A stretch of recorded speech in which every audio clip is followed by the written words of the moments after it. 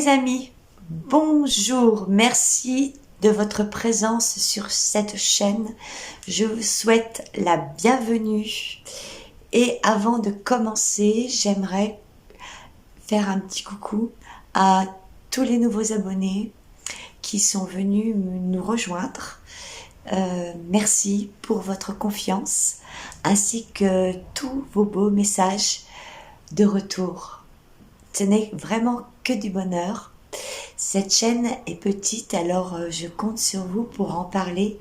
Plus nous serons nombreux à expanser notre lumière et plus le monde rayonnera lui aussi. Vous vous attendiez peut-être pardon, à un troisième des commentaires, mais cette vidéo s'est imposée à moi. J'étais partie pour vous faire une petite introduction, toute simple. Enfin, simple avec moi, c'est jamais simple, mais bon. J'étais partie pour vous faire quelques rappels sur les deux derniers des commentaires.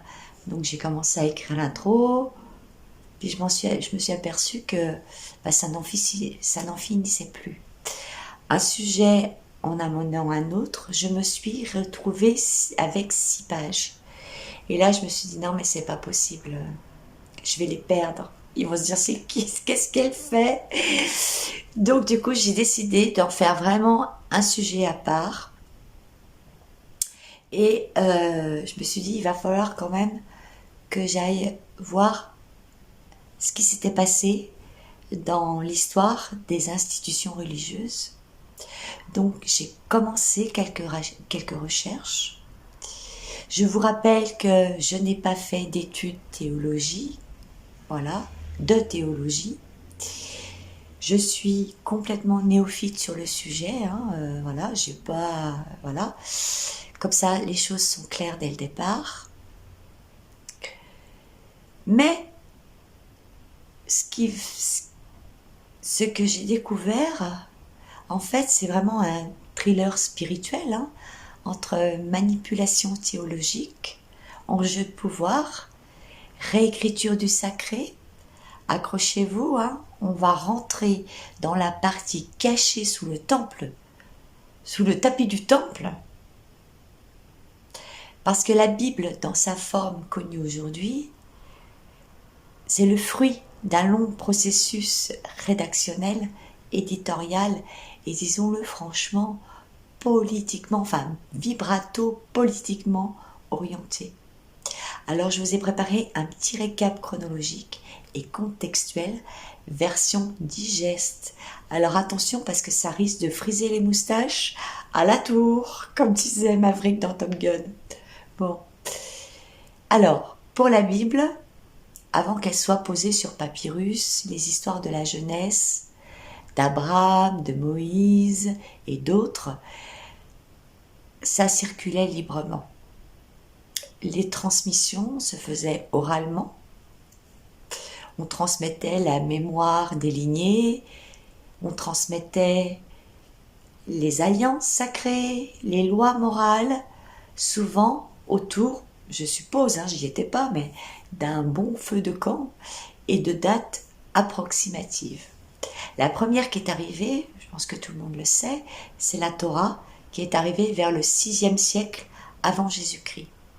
Les 5 premiers livres, c'est-à-dire la Genèse, l'Exode, Lévitique, Nombre et Deutéronome, et également ceux de Moïse, les fameux commandements, ont probablement été écrits au moment de l'exil à Babylone vers 586 avant Jésus-Christ.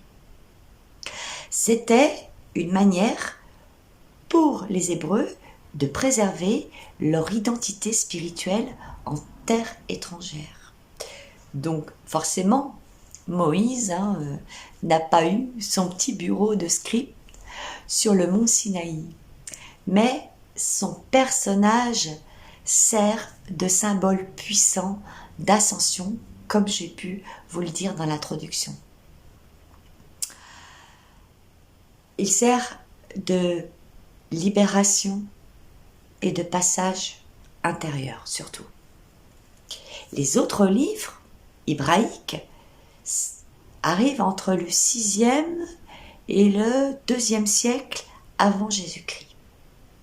Donc on retrouve les textes des prophètes, des psaumes, des proverbes, des chroniques royales, des poèmes mystiques comme le Cantique des Cantiques sont venus compléter le corpus hébraïque.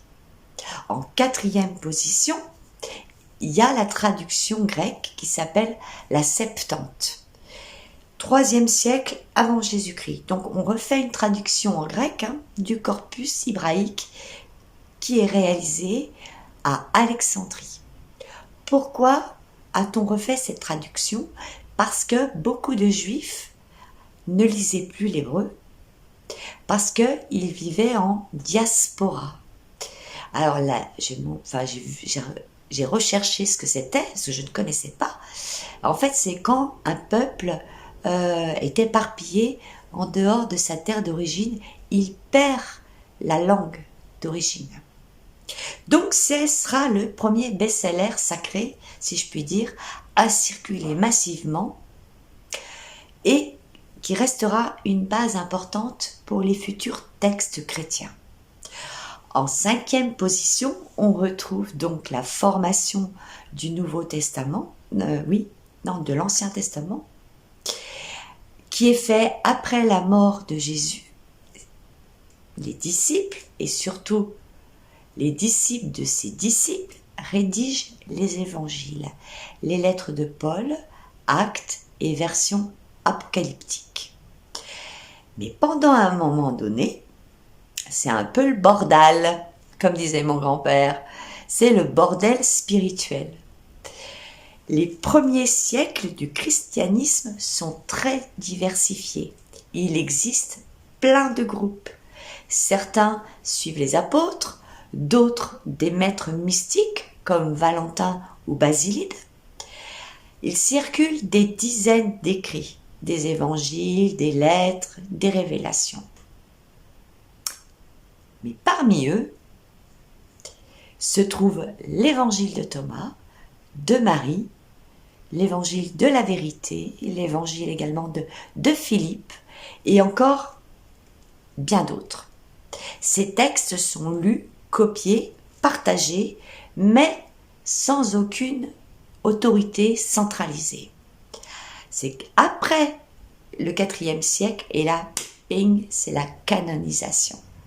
Le canon est une sorte de bibliothèque validée par une autorité religieuse, c'est-à-dire les conciles, les chefs religieux, les têtes couronnées.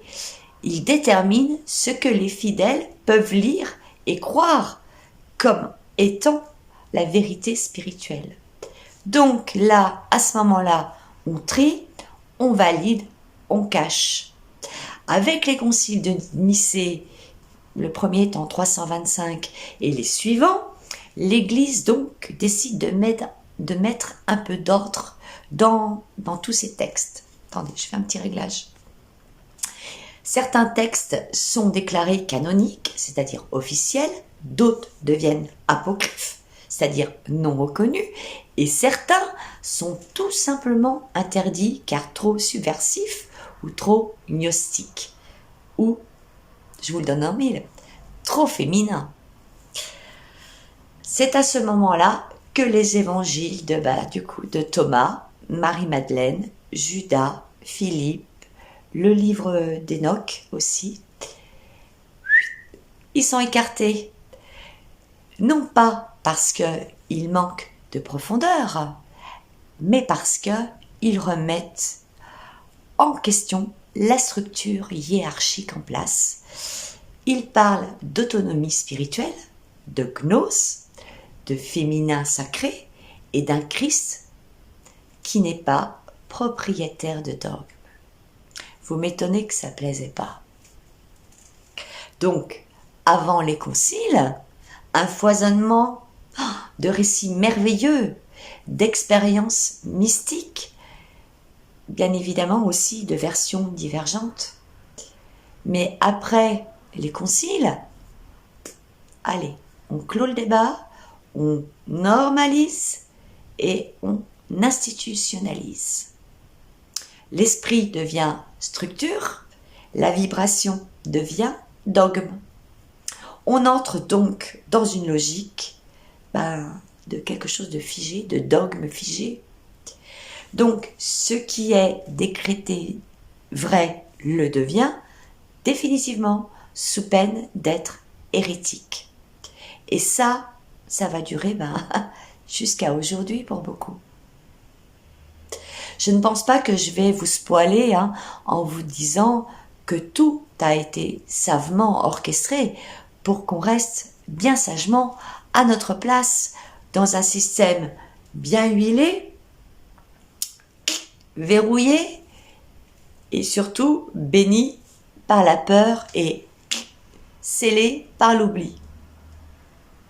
Ce qu'on appelle donc aujourd'hui la Bible ou le canon est en réalité un tri parfois motivé par la politique, parfois par des stratégies de pouvoir.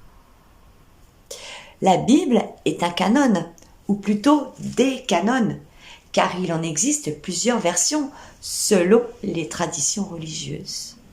Chacun a fait sa mayonnaise à son goût. Tu mets quoi? T'as mis quoi comme huile? T'as mis du poivre, du sel? Moi j'ai mis un peu de citron. Bref, c'est un peu ça quoi. On a fait la sauce.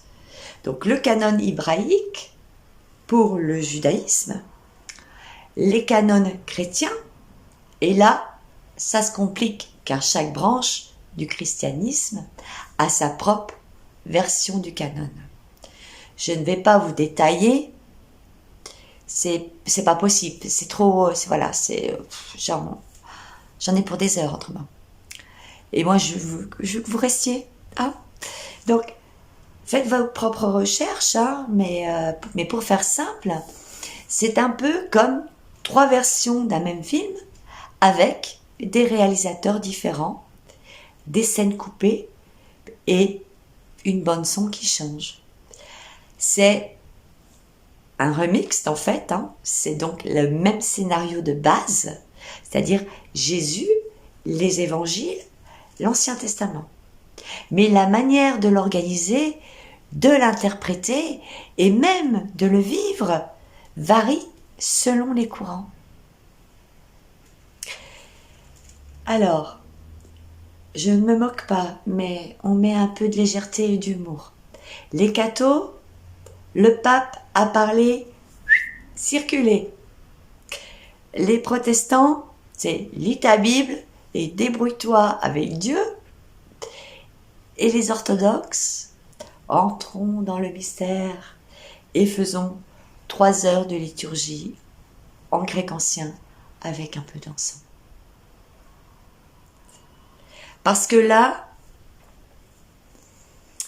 faut pas être naïf pour comprendre que le canon n'est pas descendu du ciel sous forme d'un parchemin sacré. Il a été quand même fabriqué, sélectionné, validé par des humains et des hommes qui plus est, parce que il n'y a pas de trace de femmes là-dedans, qui ont eu souvent des intérêts théologiques, des stratégies de contrôle des masses, des volontés de garder certaines vérités sous silence. Donc vous vous doutez bien que je ne vais pas m'arrêter là. On va aller gratter, sous les couches du vernis, la canonique, du vernis bien brillant, bien lisse. Et on va aller réveiller ce qui n'a pas été autorisé à vibrer. Vous êtes prêts? Parce que là, c'est vraiment pouf. Vous avez les livres apocryphes, qui signifient en grec caché. Ce sont des textes non retenus dans le canon biblique officiel, celui validé par les autorités religieuses dominantes. Mais ils ont pourtant été lus, ces textes, étudiés et même vénérés par certaines communautés chrétiennes pendant des siècles. Ces textes ne mettent pas l'accent sur le péché, la culpabilité ou la soumission, mais sur la connexion intérieure, la connexion directe à la source et à la réalisation de l'être divin en soi. Les évangiles gnostiques sont soit détruits, soit enterrés ou heureusement dissimulés par des communautés qui veulent les protéger, ou soit, bien sûr, ils sont oubliés progressivement car interdits de lecture. Donc oui, ils sont perdus après les conciles, mais parce qu'ils ont été effacés volontairement de l'histoire.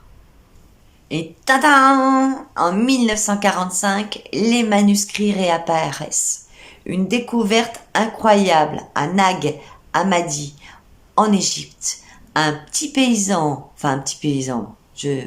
en tout cas, un paysan qui, avec son âne et sa pelle, tombe sur une jarre remplie de manuscrits anciens.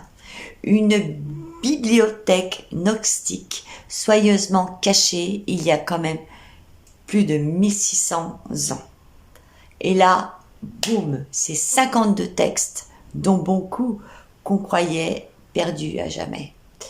Un peu, moi je le vois comme ça, comme si la Terre, l'univers avaient décidé de remettre à la lumière ce qui avait été caché.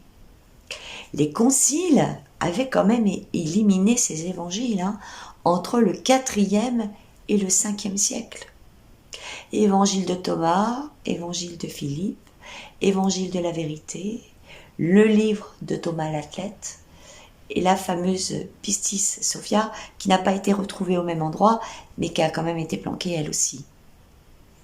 Et puis de toute manière, c'est pour ça aussi que je fais ça, c'est parce qu'on va être obligé d'aller voir qui est la Pistis Sophia dans le 5e commandement. Donc, ont été retrouvés aussi des dialogues entre Jésus et ses disciples après la résurrection. La gnose, ce n'est pas une secte ou une élucubration ésotérique, c'est l'accès direct à la connaissance divine par l'expérience intérieure. En grec, gnosis veut dire connaissance, mais pas n'importe laquelle, vous vous doutez bien. C'est la connaissance vécue, incarnée, révélée dans l'être. Le dogme, lui, fait l'inverse. Il structure, il codifie, il ordonne, il impose une vérité extérieure, souvent basée sur la peur ou la punition. Il dit, en gros, crois, obéis, répète, et la gnose murmure, ressens, expérimente et souviens-toi. C'est pas pareil, On va aller voir rapidement ce que disent ces textes planqués, parce que là, vous allez comprendre toute l'ampleur de la manipulation organisée sous couvert. En tout cas, moi, c'est comme ça que je l'ai ressenti quand j'ai lu ces textes. Dans l'évangile de Philippe, on va commencer par Philippe, écrit probablement entre le 2e et le 3e siècle. C'est un recueil de sentences mystiques et initiatiques. Il s'adresse à l'initié, à celui qui est prêt à dépasser les apparences. Le texte insiste sur l'importance de connaître l'origine, avec un grand O, non pas par croyance, mais par expérience vivante. Il oppose ainsi deux mondes, celui de la croyance fondée sur l'ignorance, les lois et les rites extérieurs, avec le monde de la connaissance où l'âme se souvient de sa source divine. L'un des enseignements centraux de Philippe est celui de la chambre nuptiale, symbole de l'union entre l'âme et l'esprit, le masculin et le féminin sacré, l'humain et le divin. Il ne s'agit pas du tout de sexualité littérale, mais d'un mariage mystique intérieur où l'être devient un. Ce passage, apparemment, a été souvent mal compris, voire censuré, car il affirme que la rédemption vient de l'intérieur, par cette union, et non par l'intermédiaire d'un dogme ou d'un clergé. L'évangile de Philippe évoque clairement la proximité entre Yeshua et Marie-Madeleine, désignée comme sa compagne. Il affirme qu'il l'embrassait souvent et qu'elle comprenait des choses que les autres ne percevaient pas. L'union du masculin et du féminin comme voie d'élévation spirituelle. Vous m'étonnez, il y avait de quoi faire exploser le dogme du célibat, du péché et de la femme tentatrice. Ce passage remet en cause l'image du Christ, célibataire et détaché du féminin. Il réhabilite le principe féminin sacré dans la voie spirituelle, longtemps exclu par les institutions patriarcales. Ça leur plaisait pas, qu'une femme soit proche de Jésus.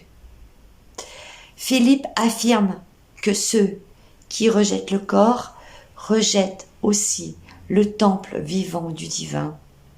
Cela va à l'encontre des doctrines qui diabolisent la matière.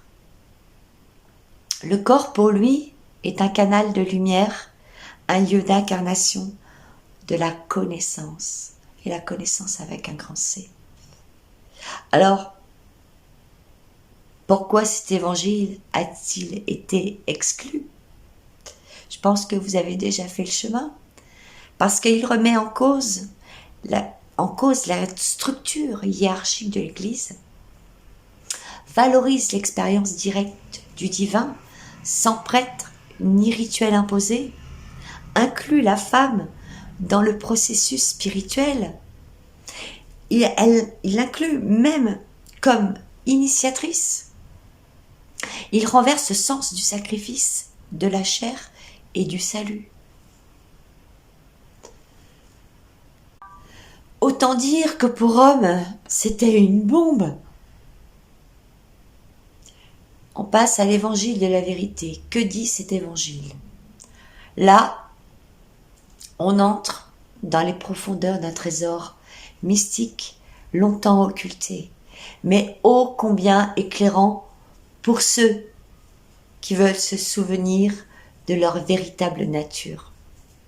L'évangile de la vérité n'est pas un récit des faits de la vie de Jésus. C'est une transmission vibratoire, un véritable chant d'amour adressé à ceux qui se sont égarés dans l'oubli de leur origine. Il dit, et tenez-vous bien, l'ignorance est la racine de la souffrance. Le texte dit que l'oubli est la cause de toutes les errances humaines. Ce n'est pas le péché au sens moral qui est problématique, mais l'ignorance de la vérité, c'est-à-dire de notre origine divine. L'oubli, ne s'est pas produit parce que le Père a été caché. L'oubli s'est produit parce que les hommes ne l'ont pas reconnu. Le Fils, donc Jésus, dans le langage gnostique, est celui qui vient réveiller les âmes, non pas pour les sauver de l'extérieur, mais pour leur rappeler ce qu'elles sont déjà à l'intérieur. Il est celui qui porte la lumière dans l'oubli, pour que l'humain se souvienne de son union au Père. Il dit, dans cet évangile, le royaume est en toi et nulle part ailleurs. Tu n'as rien à chercher à l'extérieur. Le but de l'âme est de retourner à la plénitude, c'est-à-dire la pléroma, en dissolvant l'illusion de la séparation. Et il dit, quand celui qui ne voit pas est réveillé, il devient voyant. Cet évangile ne parle ni de châtiment, ni de jugement, ni de dogme. Il parle de l'amour comme l'énergie organisatrice du tout et comme le moteur de la réintégration du divin. Et il dit, c'est dans l'amour que l'on reçoit la vie. En résumé, l'évangile de la vérité dit, tu n'es pas séparé de Dieu, tu es issu de lui. Tu t'es juste endormi dans l'oubli. Cet évangile de la vérité n'est pas un concept à apprendre, mais un souvenir à activer. Et ce souvenir, c'est l'amour qui se reconnaît lui-même en toi.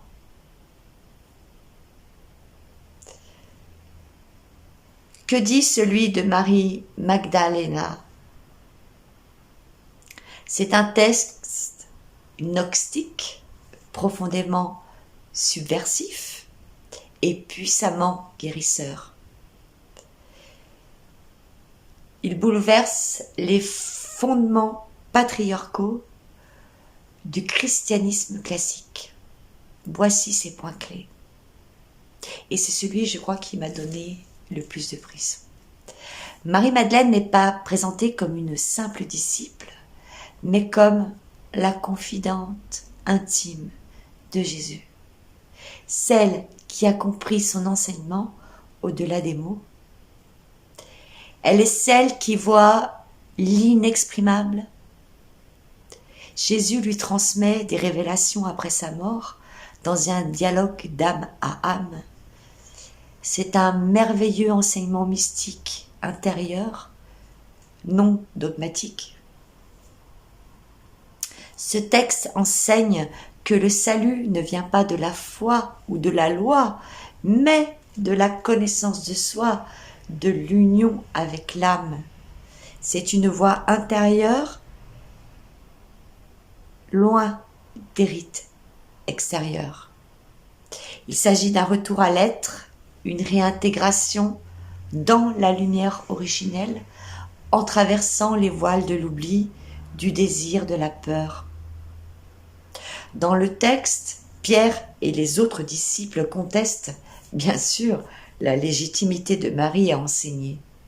Ils doutent que le Christ ait pu lui révéler ces choses en secret. Serait-il jaloux?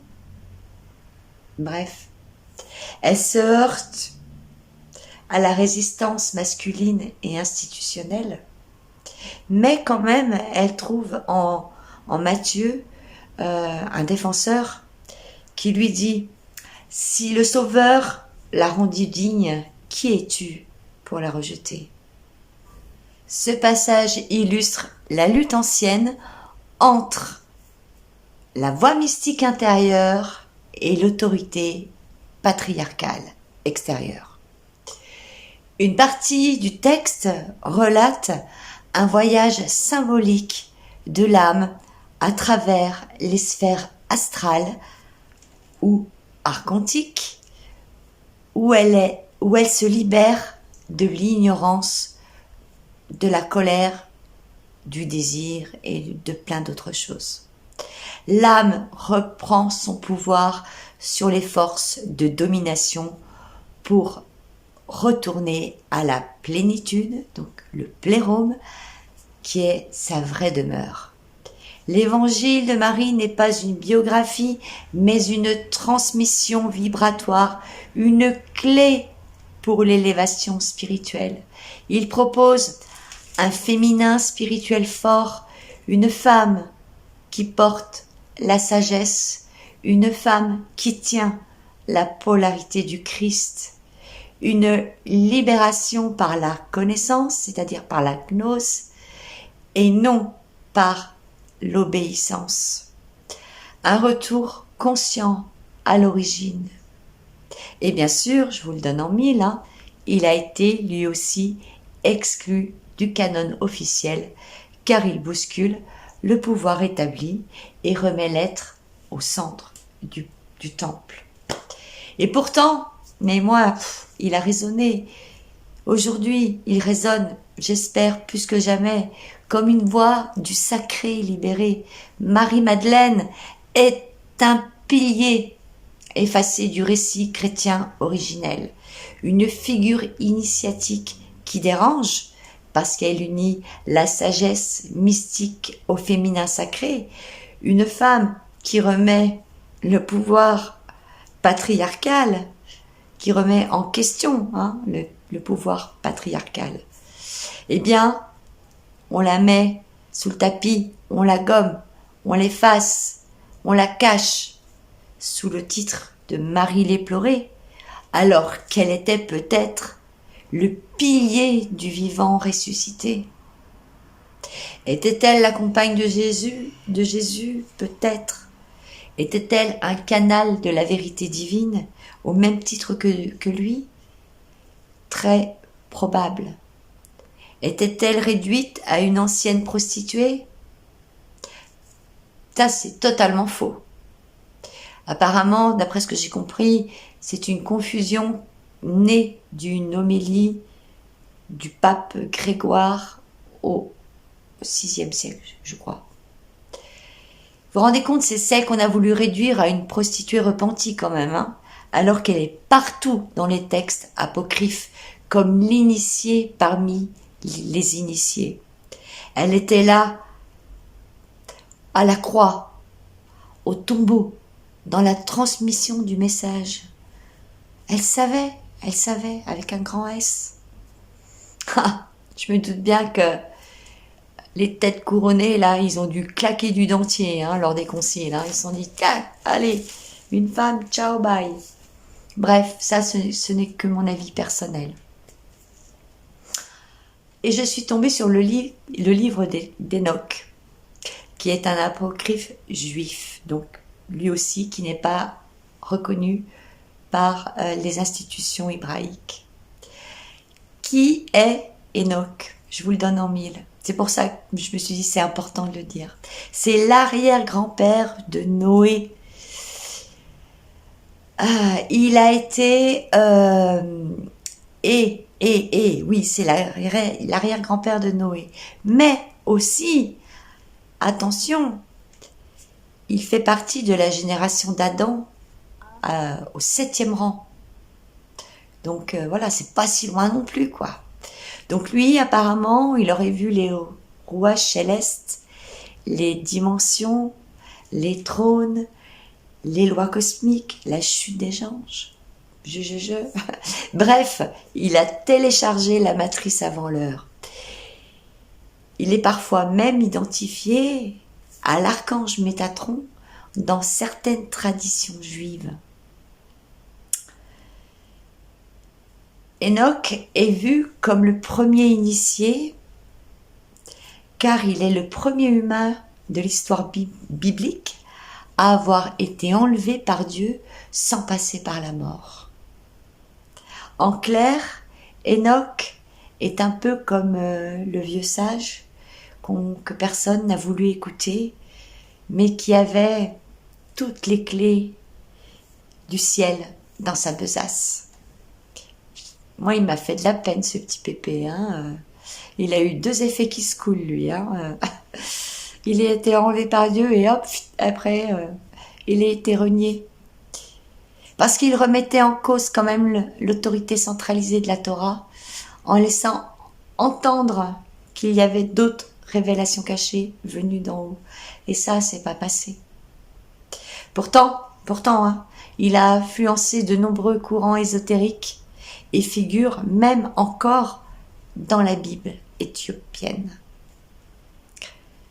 Alors, j'ai retrouvé également Thomas. Alors Thomas, il y en a 3 voire 4. On arrive là à un vrai casting à la Game of Thomas. Donc on va y reprendre plus clair, on va essayer d'y voir plus clair, surtout dans cette joyeuse pagaille de thomasserie, parce que moi, j'ai réussi à m'y perdre. Donc on retrouve bien sûr Thomas l'apôtre, dit le douteur, qui est l'un des apôtres de Jésus dans les évangiles canoniques. Il est surnommé le jumeau, Didymos. Et il est resté célèbre, du coup, pour avoir douté de la résurrection. Mais, dans les textes, c'est pas dit clairement de qui il est le jumeau. Et ce petit détail a, bien sûr, nourri des siècles de spéculations ésotériques et mystiques. Selon la tradition, il serait parti évangéliser l'Inde et il n'a laissé aucun écrit connu de sa main. C'est là où tout se... Mais dans les traditions ésotériques et gnostiques, il y a Thomas l'initié. Il devient alors le jumeau spirituel de Jésus, voire le double intérieur. Certains vont jusqu'à dire que Thomas égale Jésus, en tant bien sûr que miroir de l'âme humaine divine. D'autres traditions, comme chez les Mandéens, le voient comme le seul apôtre à avoir vraiment compris Jésus. Cet évangile est un texte gnostique qui a été justement retrouvé à Nag Hammadi. Et, bien sûr, vous l'aurez compris, qui ne fait pas partie du canon. Forcément, vous allez comprendre pourquoi. Parce qu'il ne raconte pas la vie de Jésus. C'est un livre de pure conscience. Dans l'évangile de Thomas l'initié, Jésus dit « Le royaume est à l'intérieur de vous et il est à l'extérieur de vous.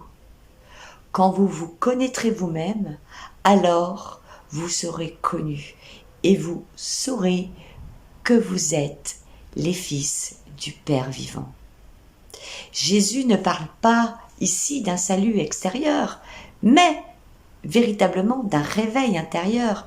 Il invite à extraire la lumière enfouie en soi et à voir au-delà de l'illusion.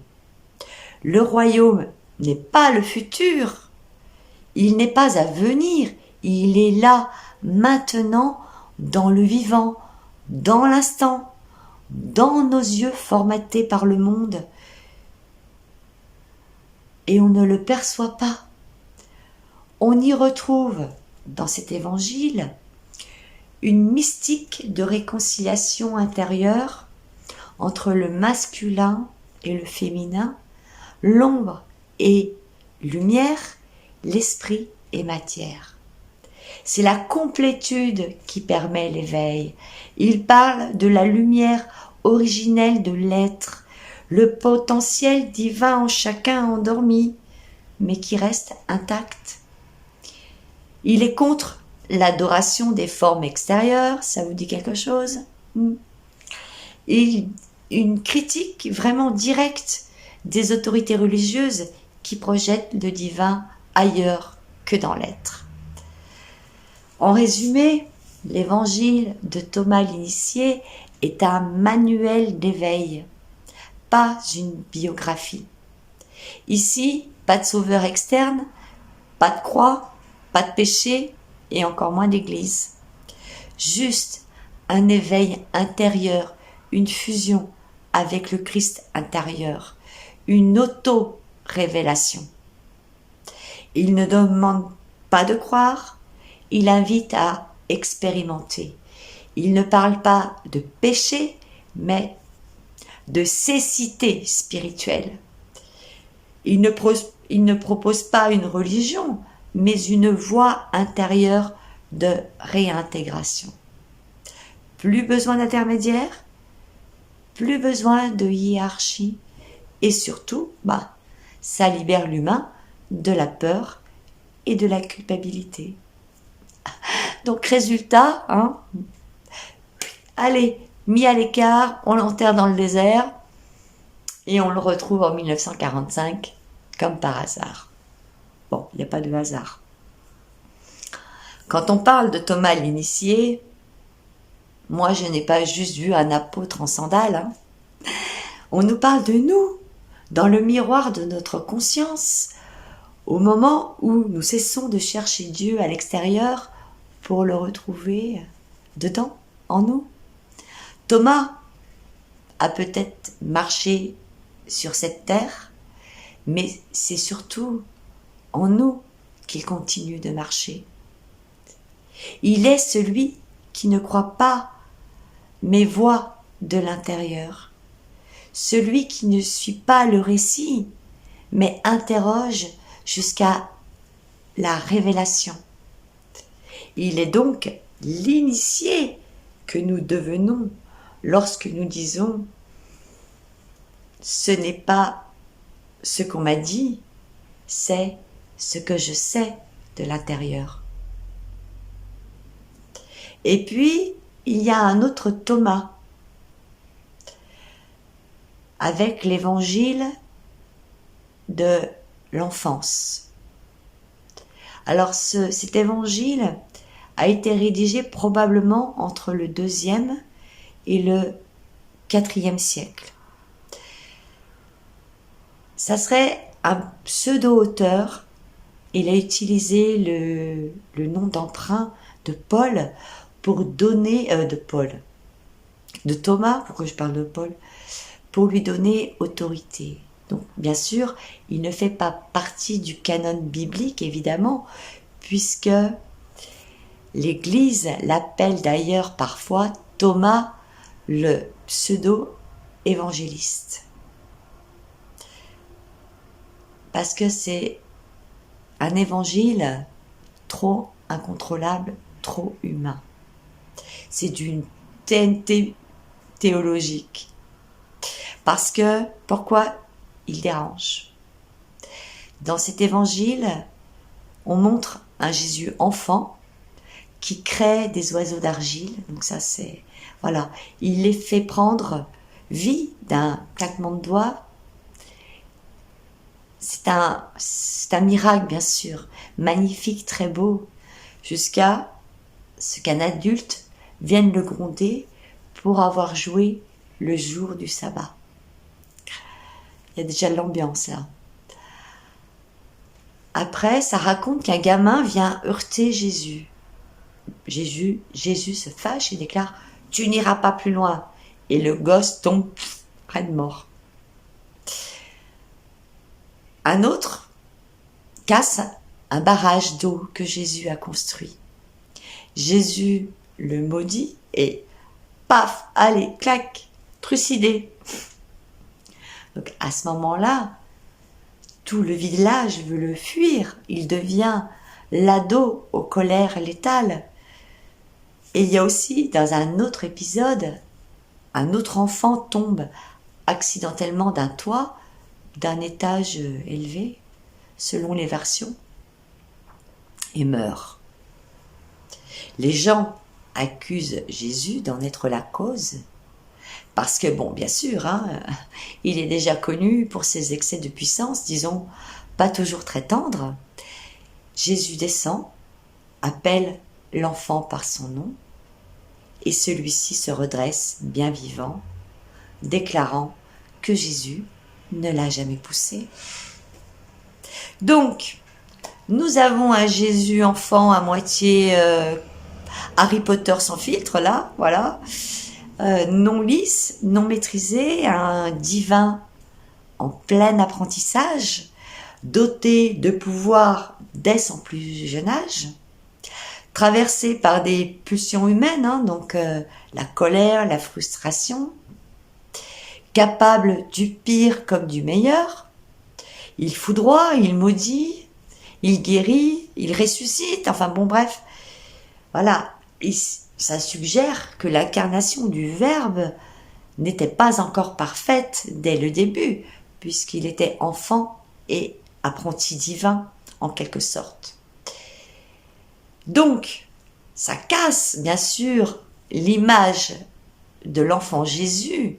Ça brise le modèle théologique de l'innocence parfaite, de la sagesse mesurée et d'un Christ, toujours dans l'amour inconditionnel. Pour montrer un jeune, comment on appelle ça, thaumaturge en quête d'équilibre. Un Jésus donc vivant, puissant, mais encore brut, en pleine construction de sa puissance divine. Donc humain, bien sûr, peut-être bien sûr trop humain justement. Trop complexe pour entrer dans un catéchisme, vous l'aurez compris.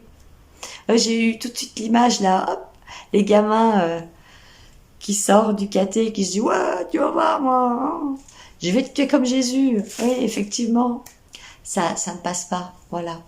Donc, bien sûr qu'il a été exclu, alors à savoir si c'est vrai ou pas. En tout cas, c'est un évangile qui existe. Et je vous ai gardé le meilleur pour la fin, le livre de Thomas l'Athlète, le discours du Sauveur, lui aussi a été retrouvé à Nag Hammadi. C'est un texte gnostique et mystique, probablement issu également de la même mouvance, dans la même ambiance spirituelle que le précédent. Et lui aussi, allez hop, lui on l'a banni avec panache, hein, parce que là, Thomas l'athlète, c'est celui qui s'entraîne, qui lutte, qui traverse sa matière pour atteindre la conscience pure. Ce n'est plus le disciple ni le dépositaire, c'est le combattant. C'est l'être originel en mutation, prêt à brûler les illusions, à mourir à l'ancien soi. Ce n'est pas un évangile narratif, mais un dialogue entre Jésus ressuscité et Thomas, son disciple. L'athlète, c'est pas un sportif façon JO de Paris, hein, mais l'âme en lutte pour la vérité. Le chercheur spirituel qui combat l'ignorance, les illusions et les attachements du monde.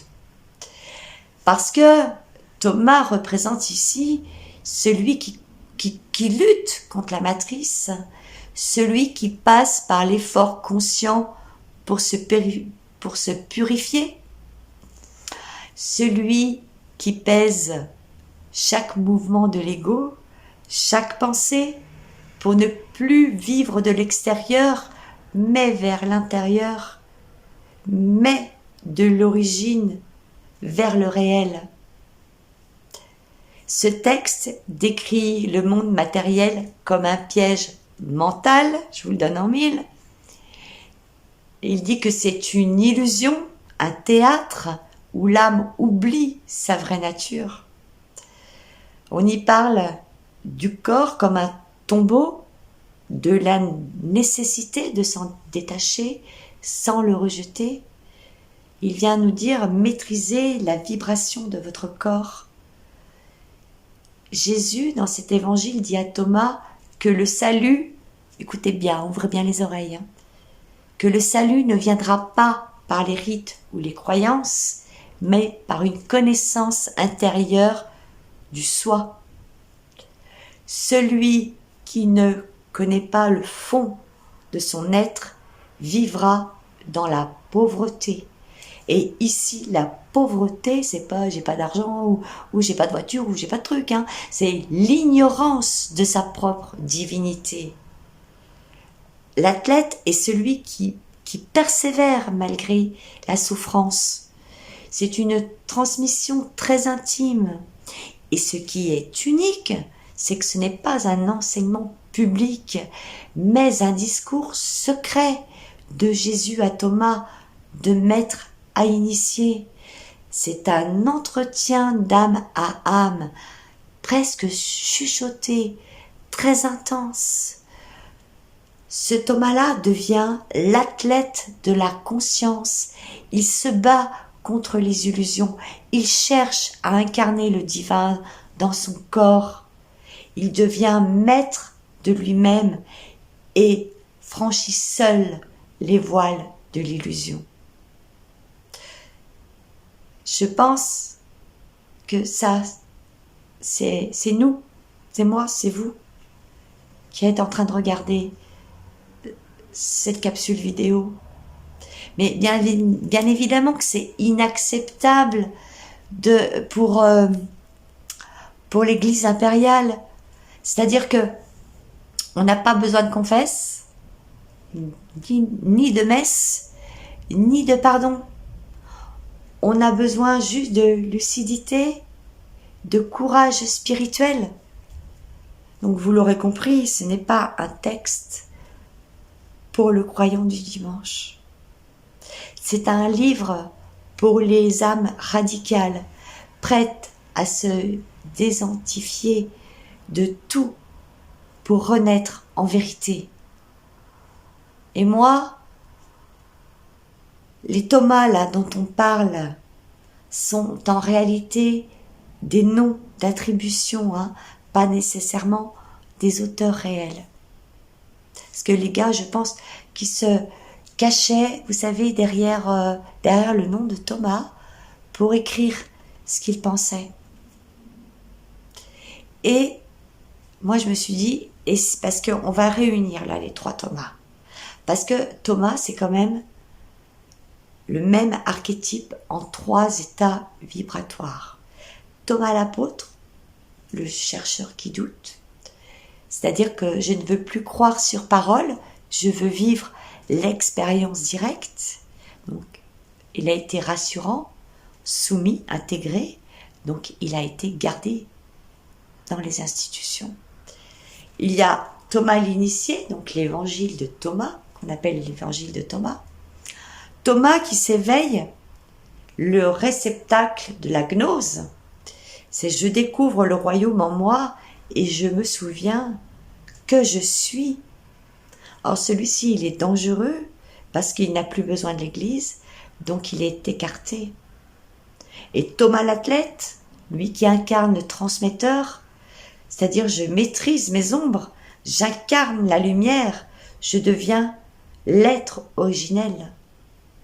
Or lui, c'est trop des radicales, hors contrôle, il est trop souverain, allez, on le bannit. Et peut-être que vous, moi, et là chacun d'entre nous, on est en train de réintégrer les 3 Thomas dans notre processus d'ascension. Pourquoi c'est capital et pourquoi ces évangiles ont-ils été planqués, mis sous le manteau? Parce que ces textes présentent un tout autre visage du Christ et de la spiritualité. Vous vous rendez compte? Ici, il n'y a pas de croix rédemptrice, ni de péché originel.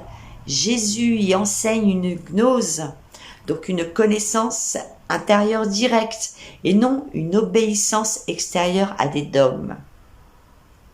On y parle de lumière intérieure, on y parle de réintégration de l'âme et de retour à l'origine divine. Ces textes montrent Jésus comme un guide initiatique, pas comme un sauveur sacrificiel. Et certains disciples, femmes, voilà,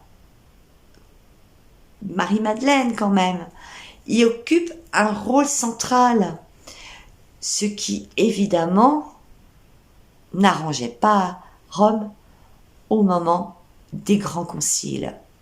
Parce que l'Église institutionnelle a condamné les courants gnostiques comme hérétiques. Ça veut dire que, voilà, hérétique quand même, c'est pas un petit mot. Parce que les manuscrits ont probablement été cachés pour échapper justement aux autodafés. Et on comprend pourquoi. Parce qu'ils proposent une voie d'émancipation intérieure plutôt qu'un chemin de soumission à une autorité extérieure. Autant vous dire que ça n'arrangeait pas du tout les institutions. Parce qu'une une âme libre, connectée, souveraine, incontrôlable. Donc, on a préféré enfermer dans des rituels, des croyances figées et des textes validés. Parce que supprimer ces évangiles, c'était supprimer la mémoire de notre divinité. Et ça, je le martèle. Ces écrits portaient la trace d'un Christ intérieur et pas d'un sauveur extérieur. Ils parlaient d'un retour à l'unité, pas d'un Dieu séparé sur un nuage, et invitaient justement à arrêter ce mental, cette identification au monde, aux illusions, pour se souvenir de qui nous sommes en essence. Et aujourd'hui, depuis les découvertes de 1945, à Nag Hammadi, non, officiellement rien n'a vraiment bougé dans l'Église catholique romaine ou dans les grandes institutions chrétiennes. Ces textes appelés apocryphes ou gnostiques n'ont jamais été intégrés dans le canon biblique officiel. Pourquoi ? Parce qu'ils renversent trop de dogmes fondamentaux. L'accès direct à Dieu sans hiérarchie, l'âme comme origine divine, et non pécheresse, Jésus vu non comme un sacrifice, mais comme un révélateur de l'être intérieur. L'ignorance et non le péché comme cause de chute. Autant dire un séisme théologique. Alors, que fait l'Église ? Elle évite soigneusement d'en parler publiquement. Parce que les textes qui ont été retrouvés, ça date de 1945 et on est quand même en 2025. Donc bon, elle ne les reconnaît pas. C'est quand même le fameux silence assourdissant. Quant à la société, bien sûr, ces textes ont inspiré des chercheurs, des artistes, des enseignants spirituels, et de plus en plus de personnes s'y intéressent. Mais ils restent en marge. Pour l'instant, on ne verra pas encore l'évangile de Marie cité à la messe du dimanche. Enfin, je dis pour l'instant parce que rien n'est gravé dans le marbre, parce que on vient quand même de s'en apercevoir là. Faut quand même être naïf pour ne pas comprendre l'entourloupe. On n'est quand même pas des lapins de 2 semaines, quoi. Mais bon, voilà. Ce qui est puissant. Le savoir est ressorti de l'ombre. Il circule, il agit. Et nous en sommes la preuve vivante.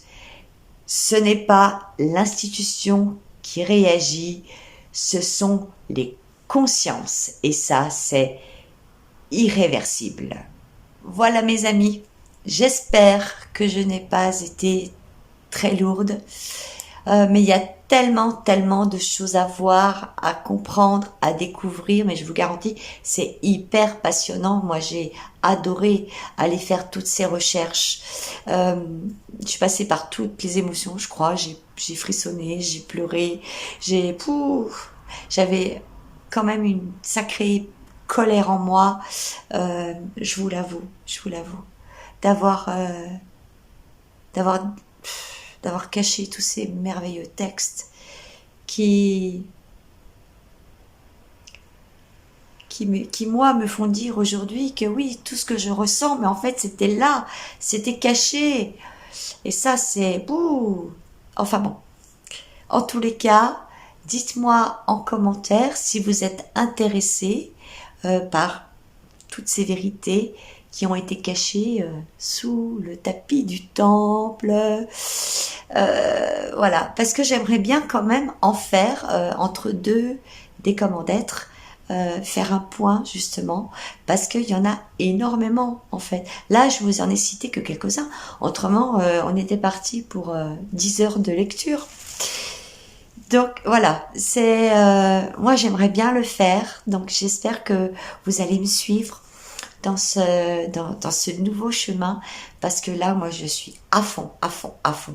J'ai découvert plein de trucs et je me dis ouais, finalement c'est la vérité en fait. Moi c'est ma quête. C'est ma quête. Depuis que je suis gamine, je me suis dit, il y a quelque chose qui va pas, il y a quelque chose qui est caché. Et aujourd'hui, waouh, c'est la révélation. Allez, je vous lâche la jambe. Je vous ai trop retenu. On se retrouve la semaine prochaine, donc pour le 3e volet des Comment d'être. Et puis après, bien sûr, le dimanche matin, pour le soin qui vient en lien. Merci, merci, merci de m'avoir écouté. Merci pour vos nombreux retours.